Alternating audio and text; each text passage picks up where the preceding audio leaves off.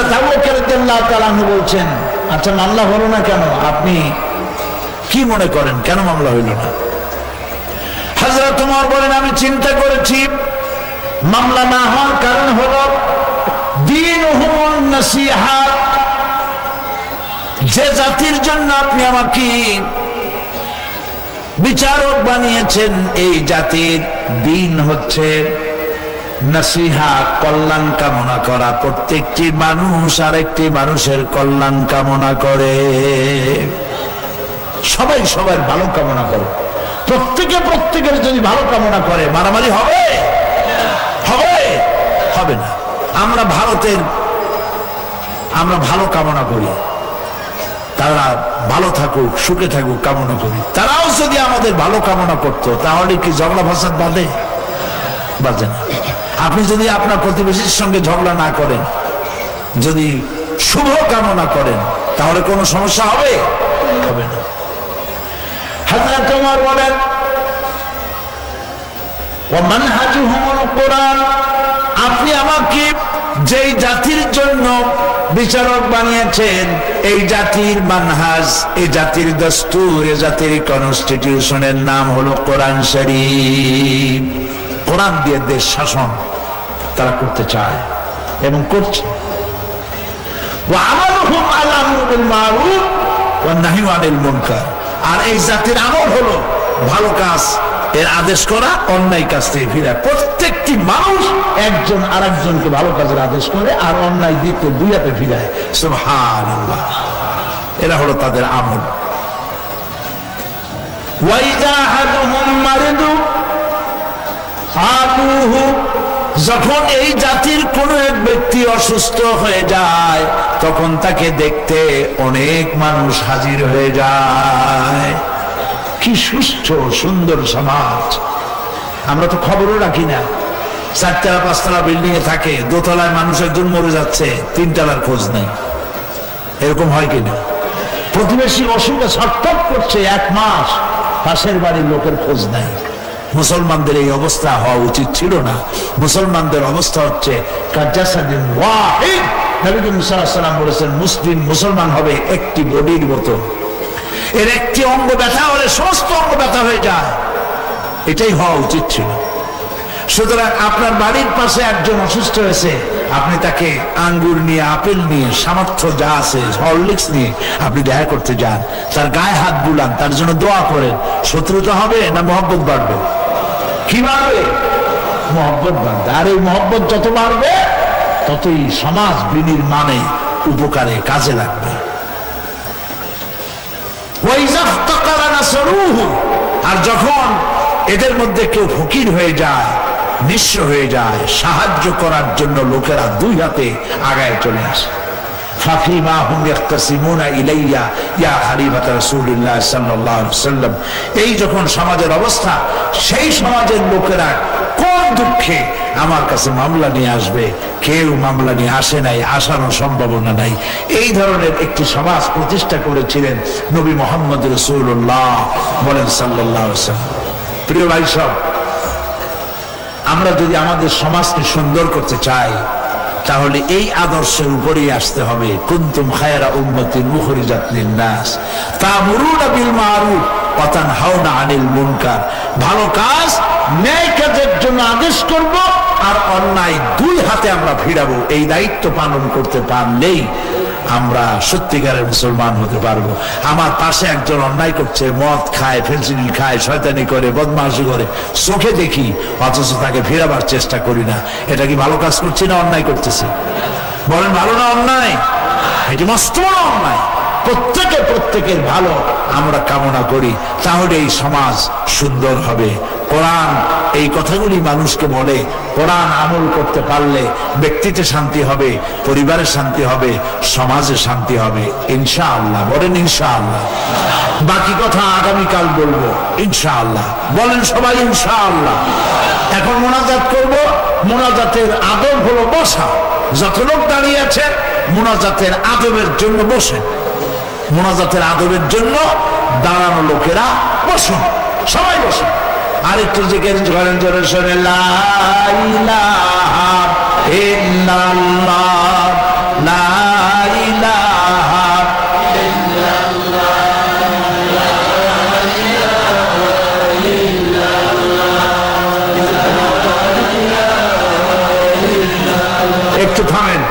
একটু থামেন।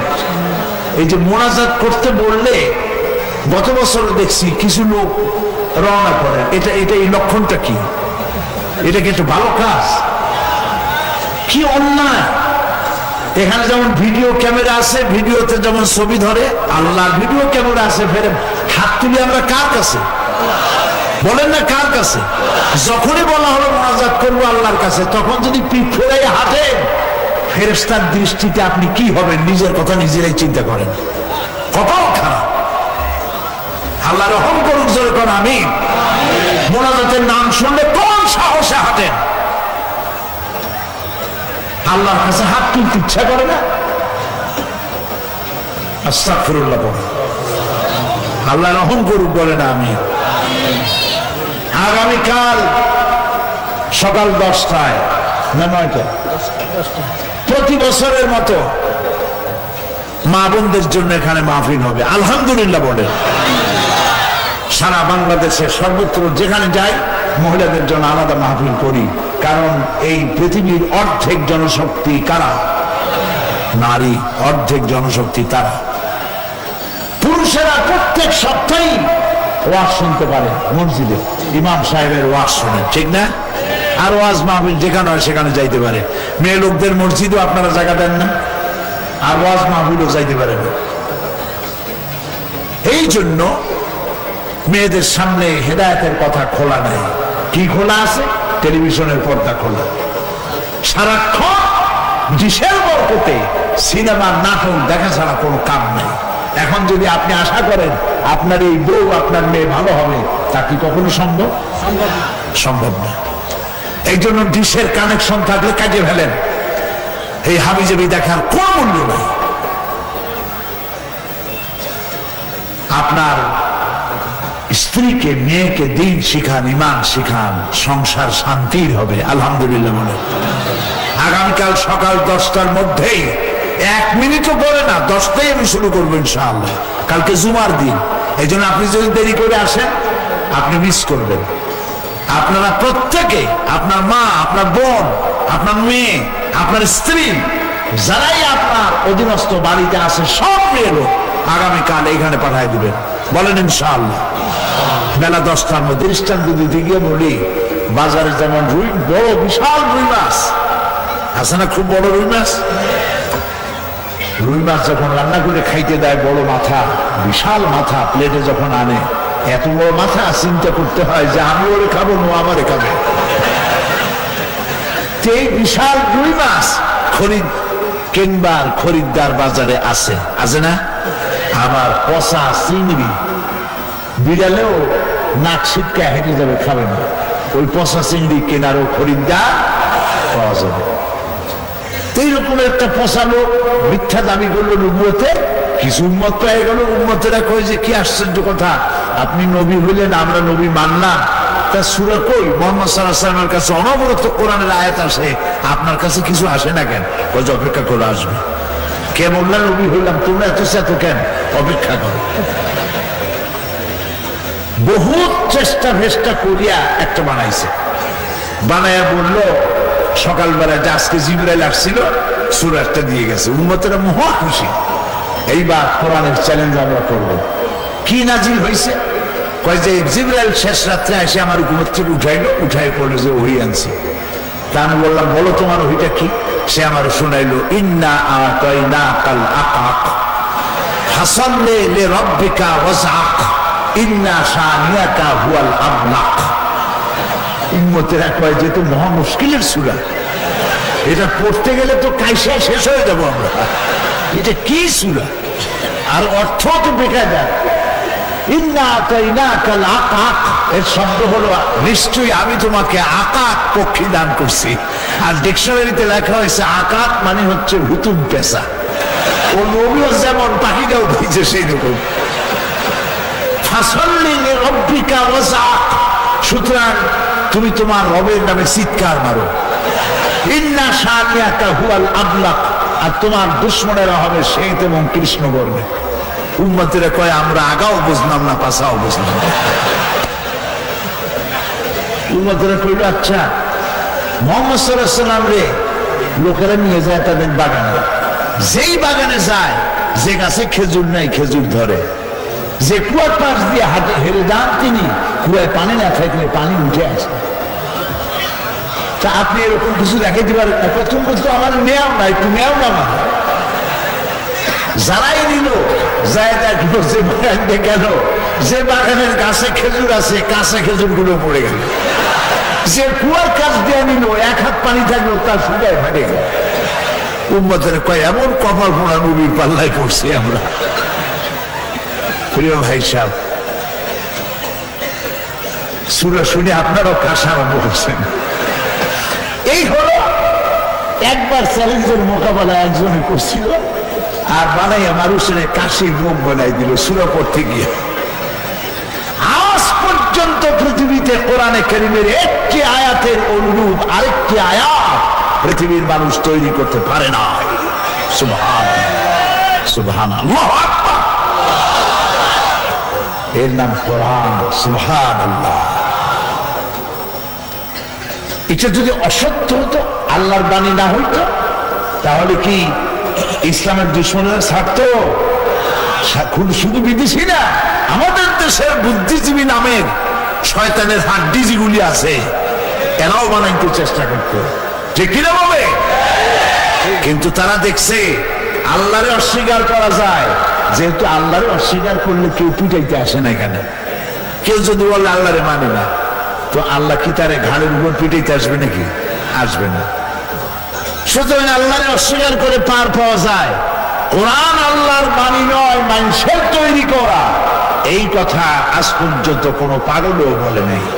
কেন বলে নাই জানেন? বলে নাই এই কারণে, যদি বলি যে এটা আল্লাহর না মানুষের বানানো, লোকেরা এসে ধর্মে বেটা তুই তো মানুষ বানা করেছ না। কোরআন শরীফ আল্লাহ পাক এই পৃথিবীর শ্রেষ্ঠ কিতাব হিসেবে নাজিল করেছেন, আর এই কিতাব আল্লাহ পাক, আল্লাহ তাআলা এটাকে হেফাজত করবেন।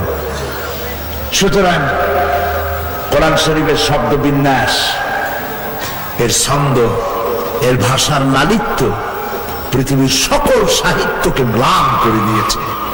পৃথিবীর যে কোনো সাহিত্যের ভাষা কোরআনের কাছেও দাঁড়াইতে পারবে না, কোনো কালেও পারবে না। এটা এসছে মহান আল্লাহ রাব্বুল আলামিনের কাছে থেকে। সুবহানাল্লাহ। সুতরাং ভাষা জগতে আগে যে সমস্ত কিতাব নাজিল হয়েছে, সেই সব কিতাবের যে ভাষায় নাজিল হয়েছে সে ভাষাটা পর্যন্ত দুনিয়া থেকে শেষ হয়ে গেছে। কিন্তু কোরআন আল্লাহ পাক অক্ষয়, অব্যয়, চিন্ময়, চিরন্তন করে রেখেছেন, কিয়ামত পর্যন্ত থাকবে, এটার কোনো রদবদল হবে না। সেই কোরআন আপনারা শুনতে এসেছেন। আল্লাহ তাআলা বলছেন, আলিফ লাম রা কিতাবুন আনজালনাহু ইলাইকা লিতুখরিজান নাসা মিনাজ-যুলুমাতি ইলান নূর। আলিফ লাম রা কিতাবুন আনজালনাহু ইলাইকা, হে রাসূল আপনার কাছে একখানা কিতাব অবতীর্ণ করলাম। এটি একটি কিতাব, এটি একটি কিতাব। শুধু কোরআন শরীফটি একটা কিতাব নয়, কোরআন শরীফের প্রতিটি পারা এক একটা কিতাব, প্রতিটি সূরা এক একটা কিতাব, প্রতিটি আয়াত এক একটা কিতাব, প্রতিটি শব্দ এক একটি কিতাব, প্রতিটি অক্ষর এক একটি কিতাব। আটলান্টিক মহাসাগর, প্রশান্ত মহাসাগরের তলদেশ স্পর্শ করা সম্ভব, কিন্তু কোরআনের তলদেশ স্পর্শ করা সম্ভব নয়। যুগ যত বাড়তে থাকবে, দিন যত বাড়তে থাকবে, বিজ্ঞানের আবিষ্কার যত বাড়তে থাকবে, কোরআন সম্পর্কে মানুষের চিন্তা, চেতনা, আকর্ষণ আরো আরো আরো বাড়তে থাকবে, ক্রমান্বয়ে বাড়বে। চির নতুন কোরআন, চির নতুন, লা তুহসা আজাইবুহু ওয়ালা তুবলা গারাইবুহু। নবী করিম সাল্লাল্লাহু আলাইহি ওয়াসাল্লাম বলেছেন, এই কোরআনের বিস্ময়কারিতার কোনো শেষ নাই। এই কোরআন এর কোনদিন এটা পুরাতন হবে না, জীর্ণ হবে না। ফিহে মাসাবিহুল হুদা ওয়া মানারিল হিকমা, কোরআন শরীফ হচ্ছে হেদায়েতের সুউচ্চ মশাল, আর এটি হচ্ছে বিজ্ঞানের সুউচ্চ মিনার। কে বলেছেন? নবী করিম সাল্লাল্লাহু আলাইহি ওয়াসাল্লাম বলেছেন। সেই কিতাব পৃথিবীতে এলো কি জন্য এলো? লিতুখরিজান নাসা মিনাজ যুলুমাতি ইলান নূর। পৃথিবীবাসী আছে অন্ধকারের মধ্যে। পৃথিবীবাসী কিসের মধ্যে আছে? অন্ধকার মানে জাহালাত, কুফর। এই কুফরির অন্ধকারের মধ্যে গোটা পৃথিবী জাহালাতের অন্ধকারে ডুবে আছে। সেই জাহালাতের অন্ধকারের ভেতর দিয়ে আলোর দিকে আনার জন্য কোরআন নাজিল করা হয়েছে। সুবহানাল্লাহ। কোরআন মানুষের জ্ঞানের চোখকে খুলে দিয়েছে। কোরআন মানুষের চোখ খুলেছে। আবু জাহেলের নাম তো আবু জাহেল ছিল না, ওর নাম ছিল আবুল হিকাম। নাম কি ছিল বলুন? আবুল হিকাম মানে কি? বুদ্ধির বাপ। কিন্তু যেই না কোরআন শরীফ নাজিল হয়ে গেল, বুদ্ধির বাপ তখন কি হয়ে গেল? মূর্খের বাপ হয়ে গেল। কারণ আসল জ্ঞান হলো ওহির জ্ঞান। আসল জ্ঞান কোন? আল্লাহ রাব্বুল আলামিন বলেন, মা ইয়ানতিকু আনিল হাওয়া ইন হুয়া ইল্লা ওয়াহয়ুহা। আমার নবী নফসকে, প্রবৃত্তিকে অনুসরণ করে কোনো কথা বলেন না। নবী যেটা বলেন সেটা হলো ওহী। কোরআনের নামে তিনি যা বলেন সেটা হলো ওহী। আমার কথাই তিনি বলেন। নবী যদি আমার নামে নিজে বানাইয়া কোরআনের মধ্যে চালাই দিত, এই সন্দেহ যদি কেউ করে যে নবী করিম সাল্লাল্লাহু আলাইহি ওয়াসাল্লাম নিজে যদি কিছু বানায় এর মধ্যে ঢুকায় থাকেন, আল্লাহ রাব্বুল আলামিন এ ধরনের শয়তান কোন ওয়াসওয়াসা কোন মানুষের মাথার মধ্যে ঢুকায় দিতে পারে যে নবী বুঝি বানায়া আল্লাহর কথার সাথে কোন কথা হয়তো ঢুকায় দিয়েছেন নাকি। রব্বুল আলামিন সে কথার ওই চিন্তার অপনোদন করে দিয়েছেন। আল্লাহ পাক বলেছেন, ওয়ালাউ তাকাওয়ালা আলাইনা বা'দাল আকাওয়িল। আমার নবী যদি নিজের থেকে কোনো কথা তৈরি করে কোরআনের মধ্যে ঢুকিয়ে দিতেন, আমি তাহলে নবীর ডান হাত চেপে ধরতাম আর নবীজির কণ্ঠনালীকে আমি কেটে ফেলে দিতাম। একটি শব্দ মানুষের নাই। এই পুরা কোরআনের মধ্যে কথাগুলি কার? সবাই বলে আল্লাহ পাকের কথা। কত বড় সৌভাগ্য আমাদের! আমাদের কাছে আছে আল্লাহর কালাম, আর কারো কাছে নাই। পৃথিবীতে কোন জাতির কাছে, কোন জাতির কাছে নাই। নাই বলে আল্লাহর কালাম নাই বলে কেউ মুখস্থ করতে পারে নাই। দুনিয়ায় যত কিতাব আছে, ধর্মীয় কিতাব, তারা যা দাবি করে, এর একটি কিতাবও, একটি বইও আল্লাহর বাণী নাই। সব তাদের বানানো কথা। আল্লাহর একটি শব্দও নাই কোন কিতাবে। মুসলমানদের কাছে যে কিতাব, আগা গোড়া সবটা আল্লাহ পাকের কালাম, আল্লাহ পাকের কথা। তাই পৃথিবীর আপনি যেখানেই যাবেন, যে কোরআন শরীফ কিনবেন, সব কোরআন শরীফ একরকম না দুই রকম। বেদ কেনেন আপনারা, বেদ, বাইবেল কিনে দেখেন দুনিয়ার এই মাথারটা সে মাথারটা সব উল্টো পাল্টা হয়ে গেছে, একটার সাথে আর একটার কোনো মিল নাই।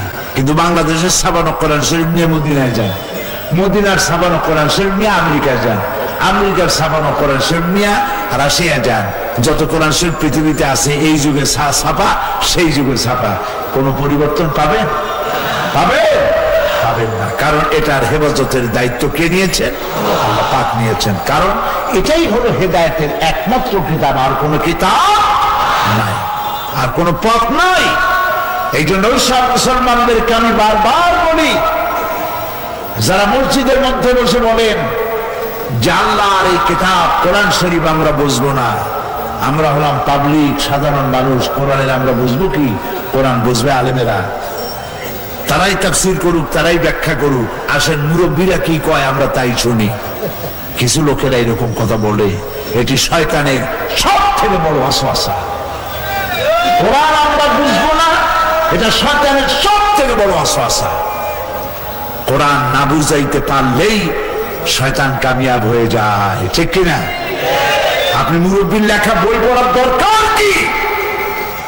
প্রত্যেকটি মসজিদে কোরআনের তাফসীর হওয়া প্রয়োজন। শুধু মাঠে মাঠে না, বছরে একদিন আর 2 দিন না, প্রত্যেক মসজিদে মানুষের লেখা বইগুলি বাদ দিয়ে কোরআন শরীফ খুলুন আর তাফসীর করে মানুষকে বুঝান। হেদায়েত এর মধ্যে, এর বাইরে হেদায়েত হবে না।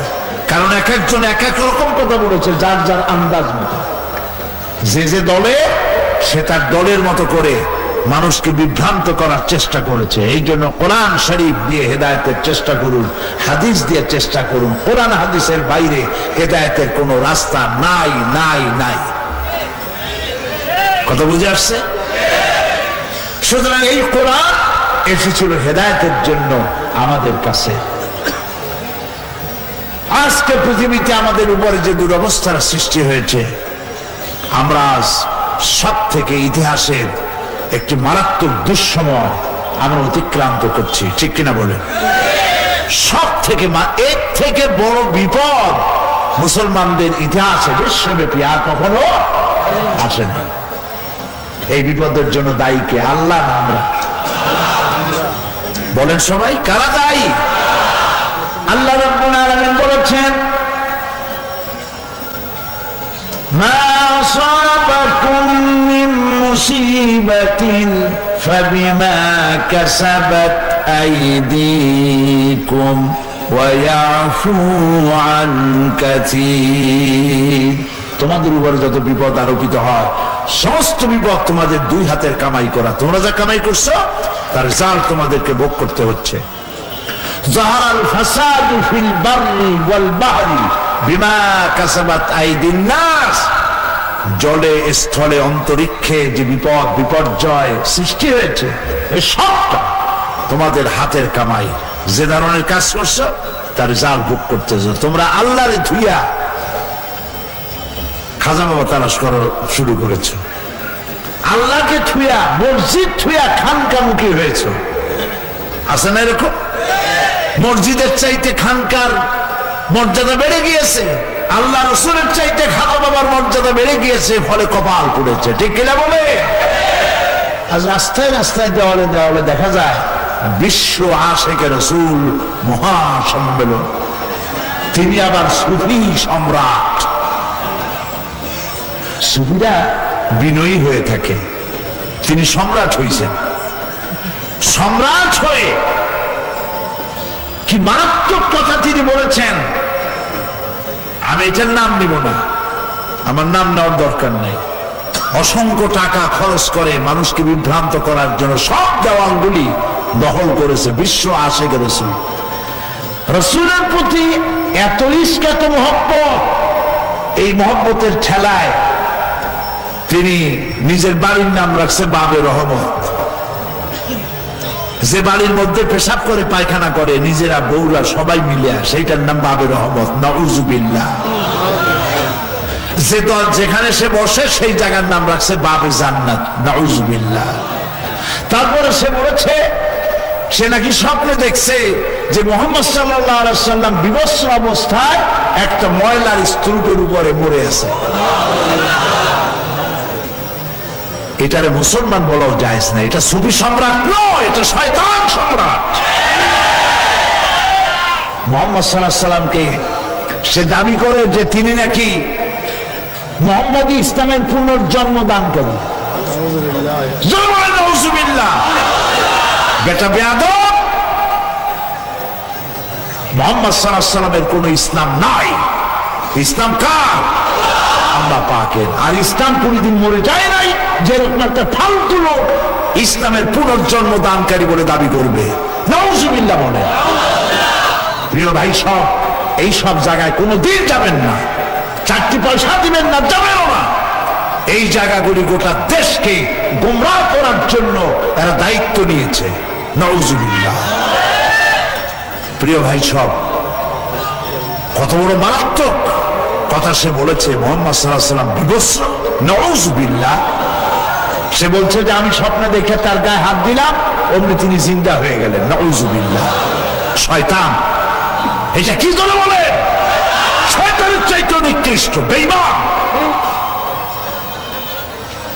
প্রিয় ভাই সব, মুসলমানরা নিজেরা নিজেদের কপাল পোড়াইছে, আল্লাহর রাস্তা ছেড়ে দিয়ে শয়তানের পথ ধরেছে।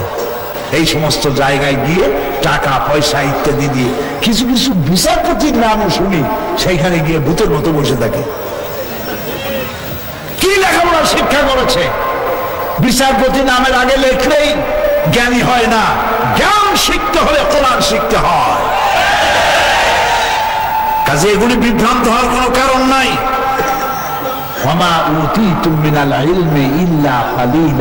আল্লাহ পাক বলেছেন তোমাদেরকে সামান্যতম জ্ঞান দিয়েছি। আসল জ্ঞানের মালিক কে? সবাই বলে আল্লাহ পাক। সে আসল জ্ঞানের কাছে আসতে হবে, কোরআনের কাছে আসতে হবে। সুবহানাল্লাহ। কাজে চোখ বুঝা মাথায় চাদর দিয়া কিছু জিকির আজগার করলেই আল্লাহরে পাওয়া যাবে না। আল্লাহরে পাইতে হলে কোরআন বুঝতে হবে, কোরআন অনুযায়ী জীবন গড়তে হবে। আর কোরআন অনুযায়ী জীবন গড়লে ইতিহাসের চাকা কেমনে ঘুরে যায় লক্ষ্য করুন। কোরআনে কারিমে আল্লাহ রাব্বুল আলামিন বলেছেন, কুনতুম খায়রা উম্মাতিন উখরিজাত লিন-নাসি তা'মুরুনা বিল মা'রুফি ওয়া তানহাউনা 'আনিল মুনকার। আল্লাহ রাব্বুল আলামিন বলেন, তোমরা শ্রেষ্ঠ জাতি। কারা শ্রেষ্ঠ জাতি বলেন? কে বলতেছে? তোমরা শ্রেষ্ঠ জাতি, আল্লাহ বলতেছেন শ্রেষ্ঠ জাতি। তোমাদের কাজ হলো ভালো কাজের হুকুম করবে, ভালো কাজে মারুফ কাজের হুকুম করবে। হুকুম করতে হলে পাওয়ারে যেতে হয়, পাওয়ারে না গিয়ে হুকুম করা যায় না। মসজিদের ইমাম সাহেব মুসল্লিদের হুকুম করতে পারেন না, মুসল্লিদেরকে অনুরোধ করেন, ঠিক কিনা? মঞ্চে বসে যারা ওয়াজ করেন, আমি শুদ্ধা অনুরোধ করতে পারি, হুকুম করতে পারি না, কারণ আমার হাতে পাওয়ার নাই। আল্লাহ তাআলার কথা দিতে লক্ষ্য করুন।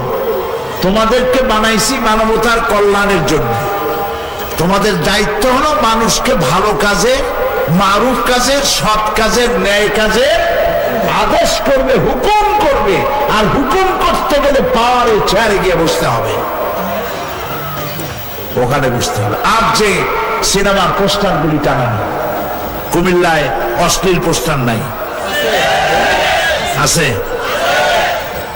এখন আমাদের মাহফিলের মধ্যে ওয়াইজ যারা আছেন, পেশাবরা যারা আছেন, সব পীরেরা তো এসব কথা বলেও না। বলতে গেলে ওই যে একটু আগে বলে গেছেন হাদিয়া পাবে না, সেই জন্য এগুলি বলা ঠিক না। এগুলি তারা দুনিয়াদারি মনে করে, দুনিয়াদারি মনে করে এই সিনেমার কথা আমরা বলতে যাবো কেন, হ্যান করবো কেন, ত্যান করবো কেন, কারো বিপক্ষে কথা বলবো না, এই চুপ করে বসে বসে ফু দেবো খালি। ফু তাও বিনা পয়সায় না, ফু তারা বেচে। কালো কালো সুতা, লাল সুতা, এগুলো ফু দেয়, গিরে গিরে দিয়ে দিয়ে, দেখছেন না? কুমিল্লায় দেয় না? বাচ্চা টাচ্চাদের হাতে গলায় সুতা টুতা বাঁধে কিনা? একদম জায়েজ না, একদম জায়েজ না। এই কালো সুতা, লাল সুতা, আজমিরের সুতা, বাগদাদের সুতা, বাংলাদেশের সুতা, সমসম ব্রিজের সুতা, কোন সুতা আপনারা ব্যবহার করবেন না। মানে হাতে বান্ধা, গিরা দিয়ে ফু দিয়ে বান্ধা, কোন প্রয়োজন। একটা সুন্দর লোকজন সাথে করে নিয়ে, সাথে কিছু ভাড়াইতে থাকে, দাঁড়ায় বলে সুবহানাল্লাহ, আমার আল্লাহর ওলি মক্কায় কুত্তা তাড়াই দিতে পারে বাংলাদেশে বসে। সাথে এগুলো থাকে দালাল, পয়সা খাইয়া দালালি করে পীরের মঞ্চে দাঁড়িয়ে দাঁড়িয়ে। যদি হক পীর হবে, জিন্দিগিতে একদিন জেলে যাও নাই কেন? নিজেকে পীর দাবি করতেছ, একদিন গ্রেফতার হও নাই, জেলে যাও নাই, রক্ত দাও নাই, তোমার মুড়ি দেওয়া যায় নাই। সমস্ত নবীরা মার খেয়েছেন, সাহাবায়ে কেরাম মার খেয়েছেন, রক্ত দিয়েছেন, ঠিক কিনা বলো? তুমি কোন আকাশ থেকে নাজিল হইছো যে তোমার জেল হবে না, যুদ্ধ লাগবে না? আমার ওই যে ওই মানুষের সামনে একটা ভাব ধরা, কোনো কথা বলবে না, খালি ফু দেবে আর পয়সা পকেটে ঢুকাইতে থাকবে। কবি খুব সুন্দর করে বলেছে, ये हाल तेरा जाल है, मकसूद तेरा माल है। ये हाल तेरा जाल है, मकसूद तेरा माल है। क्या जब तेरा चाल है, लाखों को अंधा कर दिया। তোমার এই ভাব গম্ভীর এই অবস্থা হলো একটা চালবাজি, ধান্দাবাজি, মানুষের চোখে ধান্দা লাগাইয়া পয়সা কামাই করার মতলববাজি।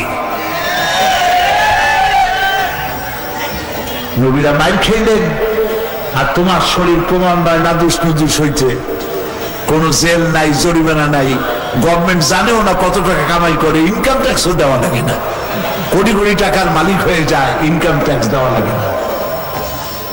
প্রিয় ভাই সব, এই ধান্দাবাজি থেকে বেরিয়ে আসতে হয় মুসলমানদেরকে। কথা বুঝতে পেরেছেন? এই যে সিনেমার যে পোস্টারগুলি, নগ্ন পোস্টারগুলি টানানো, এখন এই মঞ্চ থেকে অনুরোধ করে হবে মেহেরবানি করে এগুলি নামান। আল্লাহ পাক বলছেন এই অনুরোধের কোনো প্রয়োজন নাই, আমল করো, হুকুম করো। আর হুকুম করতে গেলে ক্ষমতায় যাইতে হবে। ক্ষমতায় গিয়ে পোস্টার তো ভালো, নগ্ন সিনেমাও কেউ তৈরি করতে পারবে না, নগ্ন সিনেমাও করতে পারবে না, অশ্লীল সিনেমা করতে পারবে না। ওখানেই বন্ধ করে দেওয়া হবে, ডাকাতি বন্ধ করে দেওয়া হবে। কুমিল্লা আসবে কেমনে? ওইখানেই বন্ধ হয়ে যাবে। বলবেন এটা কেমনে হবে? হবে পলিথিনের মতো। পলিথিনের ব্যাপারে যদি আমরা ওয়াজ করতাম সবাই মিলে, ভাই সাহেবরা পলিথিন ব্যবহার করবেন না, কবিরা গুনাহ হবে, কিয়ামতে জাহান্নামে যাবে। পলিথিন বন্ধ হইতো না? বন্ধ হইতো না। এরকম ওয়াজে বন্ধ হইতো তো সুদ বন্ধ হইতো কবে? ঘুষ বন্ধ হইতো কবে? পলিথিন কেমনে বন্ধ হইল? একটা ওয়াজ করা লাগে নাই। পার্লামেন্টে পলিথিনের সম্পর্কে বলা হয়েছে, পলিথিন মানব সভ্যতার জন্য, বিশ্ব সভ্যতার জন্য হুমকি স্বরূপ। এটি জমিনের সার নষ্ট করে দেয়, এটি সমস্ত ড্রেনগুলিকে বন্ধ করে দেয়, মানুষের জন্য ক্ষতিকর, দেহের জন্য ক্ষতিকর, জমির জন্য ক্ষতিকর। এই ক্ষতিকর দ্রব্যটির উৎপাদন, বিপণন, ব্যবহার করুন, শক্তি নিষিদ্ধ ঘোষণা করা হোক। পার্লামেন্টে বিল উত্থাপন করা হলো, মেজরিটি এটা পাস করলো, পলিথিন বন্ধ হয়ে গেল। সুতরাং সিনেমার পোস্টারের জন্য, পোস্টার শুধু নয়, পোস্টার তো হবে আগে, ছবি হবে, তারপর না পোস্টার। পার্লামেন্টে পাস করা হবে যে কোন নগ্ন ছবি, জড়াজড়ি ঢলাঢলির ছবি তৈরি করা যাবে না। বিল উঠবে, পাস হয়ে যাবে। সেই জন্য আপনারা তো এ আশা করতে পারেন না 300 জনের মধ্যে মাত্র 13 জন, 60 জনের মধ্যে 2 জন, এ দিয়ে তো ওই বড় আশা করা যায় না। এ আশা করতে হলে পার্লামেন্টে ওই সব লোক বেশি পরিমাণে বাড়াতে হবে যারা এই নগ্নতা, অশ্লীলতার বিরুদ্ধে, তাদেরকেই বেশি বাড়াতে হবে। তাহলে একদিন আইনের মাধ্যমে সব বন্ধ হয়ে যাবে। এইভাবে তা'মুরুনা বিল মারুফ ওয়া তানহাউনা আনিল মুনকারের দায়িত্ব পালন করতে হবে। ভালো কাজের আদেশ করুন, অন্যায় কাজের নিষেধ করুন। এটা না হওয়া পর্যন্ত সমাজ সংস্কার হবে না। কাজটি খুবই গুরুত্বপূর্ণ। ভালো কাজের আদেশ করা এবং অন্যায়ের বিরোধিতা করা খুবই গুরুত্বপূর্ণ। এতই গুরুত্বপূর্ণ, আল্লাহ রাব্বুল আলামিন কোরআন কারীমের মধ্যে বলেছেন এই কাজটি হলো গোটা উম্মতের, আবার এই কাজটি হলো গোটা দলের। তোমাদের মধ্যে এরকম দল থাকতেই হবে। ওয়ালতাকুম মিনকুম উম্মাতুন ইয়াদউনা ইলাল খায়র ওয়া ইয়া'মুরুনা বিল মারুফ ওয়া ইয়ানহাউনা আনিল মুনকার ওয়া উলাইকা উলাইকা হুমুল মুফলিহুন। তোমাদের মধ্যে এরকম দল থাকতেই হবে যাদের কাজ হবে ভালো কাজের জন্য হুকুম আদেশ করা, আর অন্যায় কাজ দুহাতে ফিরিয়ে দেওয়া, বাধা সৃষ্টি করা। উলাইকা হুমুল মুফলিহুন, আর এরাই হবে সফল কাম। কে বলতেছে? কে বলতেছেন? এরপরে রব্বুল আলামিন বলেছেন কাজটি যেমন উম্মতের, কাজটি হলো দলের। আবার আল্লাহ পাক বলতেছেন এই কাজটি হলো রাষ্ট্রের কাজ। আল্লাহ পাক বলছেন আল্লাযীনা ইম্মাক্কান্নাহুম ফিল আরদ আকামুস সালাতা ওয়া আতাউজ যাকাতা ওয়া আমারু বিল মারুফ ওয়া নাহাউ আনিল মুনকার ওয়ালিল্লাহি আকিবাতুল উমুর। আমি যদি মুমিনদের ক্ষমতা দেই, মুমিনেরা যদি ক্ষমতায় যায়, কারা ক্ষমতায় যায় বলেন না জোরে? মুমিনেরা যদি ক্ষমতায় যায় 4 দফা কাজ করবে। কয় দফা? 4 দফা। আর বেঈমান ফাসিক তারা ক্ষমতায় গেলে করে 2 দফা। ফাসিক যারা তারা ক্ষমতায় গেলে কাফের ফাসিক, ওরা যদি ক্ষমতায় যায় কয় দফা করে? 2 দফা। 1 নম্বরে তারা হার্স এবং নাসর ক্ষতিগ্রস্ত করে, আর সম্মানিত লোকদেরকে বেইজ্জত করে। এটা হলো ওদের কাজ। প্রমাণ হয়ে গেছে না? এটা হলো তাদের কাজ। আর ইমানদার লোকেরা 4 দফা কাজ করে ক্ষমতায় গেলে। কি কি? আল্লাহ বলেন ইমানদার লোকেরা যদি ক্ষমতায় যায় 4 দফা কাজ তারা করে। প্রথম নম্বরে নামাজ তারা প্রতিষ্ঠা করে দেয়। রাষ্ট্রীয়ভাবে হুকুম করা হয় নামাজ বাধ্যতামূলক। স্কুলে, কলেজে, ইউনিভার্সিটিতে, কল কারখানা, ক্ষেত খামার, অফিস, আদালত নামাজের অর্থ হবে, আজান হবে, সব বন্ধ হয়ে যাবে। আগে নামাজ, আবার কাজ শুরু হয়ে যাবে। সুবহানাল্লাহ। মসজিদে আজান হয়, হাইয়া আলাস সালাহ, এসো নামাজের দিকে। পথচারী প্রশ্ন করতে পারে নামাজের দিকে আসলে কি হবে? মুয়াজ্জিন বেটা চিল্লাও কেন? মুয়াজ্জিন দ্বিতীয় লাইনে বলে হাইয়া আলাল ফালাহ, এসো কল্যাণের দিকে। নামাজের দিকে আসলেই তোমার কপাল খুলে যাবে। এসো নামাজের দিকে। গভর্নমেন্ট নামাজ বাধ্যতামূলক করবে, নামাজ পড়তেই হবে। চাকরিতে প্রমোশন হবে ঘুষের ভিত্তিতে না, চাকরিতে প্রমোশন হবে নামাজের ভিত্তিতে। কে কত ভালো নামাজ পড়ে, নামাজ পড়লেই তো কত গঠন হয়। ইন্নাস সালাতা তানহা আনিল ফাহশাই ওয়াল মুনকার। আল্লাহ পাক বলছেন নিঃসন্দেহে নামাজ মানুষকে অশ্লীলতা এবং পাপাচার থেকে রক্ষা করে। তাও সুবহানাল্লাহ বলবো না? নামাজ পড়ি না বলেই তো এত শয়তানি আর বদমাশি হচ্ছে। নামাজের মতো নামাজ একবার পড়েন কপাল খুলে যাবে। সুবহানাল্লাহ। তো 1 নম্বরের কাজ হলো সরকার নামাজ প্রতিষ্ঠা করবে। আপনারা বলবেন নামাজ পড়লেই চরিত্র ভালো হবে। কেমনে? কেমনে হবে? আপনি দেখেন থানায় আজান হয়ে গেছে। কোথায় আজান হয়েছে? থানায় আজান হয়ে গেছে। থানার মসজিদ জোহরের আজান হয়ে গেল। আর ইসলামের নিয়ম হলো এলাকার যিনি বড় তিনি ইমামতি করবেন, রাষ্ট্রের যিনি বড় তিনি ইমামতি করবেন। মুহাম্মদ সাল্লাল্লাহু আলাইহি ওয়াসাল্লাম যতদিন জীবিত ছিলেন ইমামতি কে করতেন? আল্লাহর নবী করতেন। হযরত আবু বকর রাদিয়াল্লাহু তাআলা আনহু খেলাফতের আমলে ইমামতি কে করতেন? তিনিই করতেন। ওমর রাদিয়াল্লাহু তাআলা আনহুর সময় কে করতেন? তিনিই করতেন। রাষ্ট্রপ্রধানের, মুসলমান দেশের রাষ্ট্রপ্রধানের এই যোগ্যতা থাকতেই হবে। বিশাল জামাতের ইমামতি করার যোগ্যতা থাকতে হবে। এখন তো দুনিয়ার রাষ্ট্রসমূহের অবস্থা, যদি বলা হয় অমুক রাষ্ট্রপ্রধান ইমামতি করবে, মুসল্লিরা লা হাওলা ওয়ালা কুওয়াতা ইল্লা বিল্লাহ বলে উল্টা দিকে দৌড় দিবে। জামানা উল্টে গেছে, জামানা উল্টে গেছে। তাহলে থানা মসজিদে আজান হয়ে গেছে, ওই থানায় বড় কে? ওসি সাহেব, দারোগা সাহেব। ওনার যোগ্যতা এমন থাকতেই হবে, ওনার পুলিশদের ইমামতি তিনি করবেন। এখন থানায় আজান হয়ে গেছে, ইমামতি করতেছে কে? ওসি সাহেব। কে করতেছেন? ওসি সাহেব করতেছেন। এসপির অফিসের মসজিদে আজান হয়ে গেছে, নামাজ ইমামতি করতেছেন এসপি সাহেব। আইজি অফিসে আজান হয়ে গেছে মসজিদে, আইজি নিজেই ইমামতি করতেছেন। পার্লামেন্টে আজান হয়ে গেছে, স্পিকার সাহেব ইমামতি করতেছেন। বঙ্গভবনে আজান হয়ে গেছে, প্রেসিডেন্ট সাহেব ইমামতি করতেছেন। বিশ্ববিদ্যালয় মসজিদে আজান হয়ে গেছে, ভাইস চ্যান্সেলর এসে ইমামতি শুরু করে দিয়েছেন। এবার চিন্তা করেন, যেই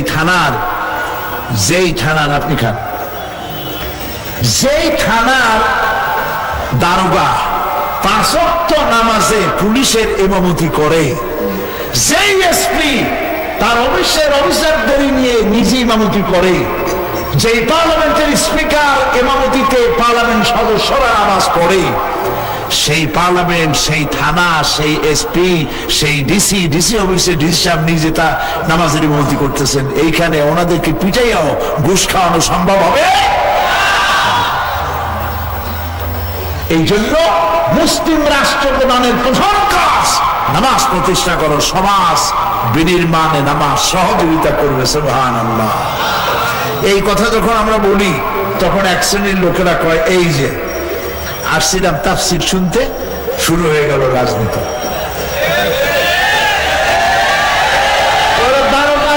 নামাজ পড়াবে কেন? এরা ধর্ম আর রাজনীতিকে আলাদা করে ফেলেছে, আর ধর্ম আর রাজনীতি যারা আলাদা করেছে এদেরকে বলা হয় ধর্ম নিরপেক্ষ। কি বলা হয়? ধর্ম নিরপেক্ষ। ধর্ম নিরপেক্ষ মতবাদ মুসলমানদের জন্য জায়েজ আছে না হারাম? পৃথিবীর সমস্ত আলেম একমত, ধর্ম নিরপেক্ষ মতবাদ হলো কুফরি মতবাদ। আল্লাহ পাক কোরআন শরীফে পরিষ্কার বলেছেন, আফাতুমিনুনা বিবাদিল কিতাব ওয়া তাকফুরুনা বিবাদ। কোরআন শরীফের কিছু আইন তোমরা মানবা আর কিছুকে অস্বীকার করবা। এই যদি অবস্থা হয়, দুনিয়ায় লাঞ্ছনার জীবন দেব, আর কিয়ামতে কঠিন শাস্তি তোমাদেরকে দেওয়া হবে যারা জীবনকে 2 ভাগ করেছে। ধর্ম নিরপেক্ষবাদীরা জীবনকে কয় ভাগ করছে? 2 ভাগ। 1 ভাগে নামাজ, রোজা, হজ, যাকাত, আর 1 ভাগে অর্থনীতি, সমাজনীতি, রাজনীতি, ইলেকশন, পার্লামেন্ট, স্কুল কলেজ সব আর 1 ভাগে। 2 ভাগ করেছে। 1 ভাগে মসজিদে আর মাদ্রাসা, আল্লাহ এবং রাসূল, মসজিদে আর মাদ্রাসায় থাকো, আমাদের পার্লামেন্টে আসবা না, আমাদের সেক্রেটারিয়েটে আসবা না, আমাদের ক্যান্টনমেন্টে যাবা না। জীবনের সবগুলি গুরুত্বপূর্ণ জায়গাগুলিতে আল্লাহ এবং রাসূলের উপরে 144 চালু করে দেওয়া হয়েছে। নাউজুবিল্লাহ বলে। এর নাম ধর্ম নিরপেক্ষ মতবাদ। আর ধর্ম নিরপেক্ষ মতবাদ হচ্ছে কুফরি মতবাদ। প্রিয় ভাই সব, ওই মতবাদে বিশ্বাসী দলটি গত 5 বছর ক্ষমতায় ছিল, ঠিক কিনা? সেই লোকেরা যদি আজকে মাহফিলে কেউ থাকেন, আল্লাহর রাস্তায় তওবা করুন। আপনাদের সাথে আমাদের কোনো দুশমনি নাই, আল্লাহর কসম। আপনাদের নেত্রী থেকে শুরু করে আপনাদের গ্রাসরুটের কর্মী পর্যন্ত আমাদের শত্রু আপনারা নন। কোন দুঃখে আপনারা আমাদের শত্রু হবেন? শুধুমাত্র আদর্শিক দিক থেকে আমাদের মধ্যে কত পার্থক্য। আমরা ইসলামের পূর্ণাঙ্গ জীবন ব্যবস্থায় বিশ্বাসী, আর আপনারা অর্ধেকটাই বিশ্বাসী। নামাজ রোজা নিজেদের মতো পড়বে, আর আপনার নির্বাচন, নেতা নির্বাচন, পার্লামেন্ট, আইন কানুন, কোর্ট কাছারি চালাবেন আপনাদের ইচ্ছা মতো। এটাই হলো কুফরি। কোন মুসলমান ধর্ম নিরপেক্ষ মতবাদের আন্দোলন গ্রহণ করতে পারে না। ধর্ম নিরপেক্ষতায় বিশ্বাস থাকাকালীন যদি কারো মৃত্যু হয়, কোরআন হাদিস অনুযায়ী জান্নাতের কোনো গ্যারান্টি নাই। কেন ধর্ম নিরপেক্ষ হবেন? দুনিয়ার কোন নবী ধর্ম নিরপেক্ষ ছিলেন? বলেন, আপনারা জবাব দেন আমাকে। কোন নবী ধর্মের ব্যাপারে নিরপেক্ষ ছিলেন? কোন সাহাবী ধর্মের ব্যাপারে নিরপেক্ষ ছিলেন? আছে কেউ? পৃথিবীর কোন আলেম ধর্ম নিরপেক্ষ বাদ করে না। আপনারা যে ওলামা লীগ বানাইছেন, ওইসব ওলামাদের বইতেও চেনে না, তার ইউনিয়নের লোকেরাও চেনে না। 4 পয়সা দাম নাই বাংলাদেশে। কোন হক্কানি আলেম ধর্ম নিরপেক্ষ মতবাদের অনুসারী ওলামা লীগ করতে পারে না। হারাম। পয়সার বিনিময় কিছু বিক্রি হয়ে যাইতে পারে। ওই সব লোক যাদের ইলেম নাই, কালাম নাই, সমাজের কেউ চেনে না। ঠিক কিনা বলে? সেই জন্য প্রিয় ভাই সব, ধর্মনিরপেক্ষ মতবাদ একটি কুফরি মতবাদ, অসভ্য মতবাদ, বর্বর মতবাদ। এটি আরেকবার প্রমাণ করেছে ইন্ডিয়া। আমাদের পার্শ্ববর্তী দেশ নাম কি? ভারতবর্ষ, ইন্ডিয়া, হিন্দুস্তান। এই দেশে সংবিধানে ধর্মনিরপেক্ষতাবাদ সাংবিধানিক ভাবে লিপিবদ্ধ রয়েছে। আমাদের দেশেও ছিল 1972 সনে, কিন্তু 1977 সনে শহীদ প্রেসিডেন্ট জিয়াউর রহমান সাহেব এসে ধর্মনিরপেক্ষ মতবাদকে উৎখাত করে দিয়ে সেখানে তিনি লেখাইছেন সংবিধানে, দেশের সমস্ত কার্যক্রমের উৎস হবে আল্লাহর উপরে, অবিচল ঈমান এবং আস্থার উপরে ভিত্তি করে। সুবহানাল্লাহ বলে। আল্লাহ জিয়াউর রহমানকে বেহেশত দান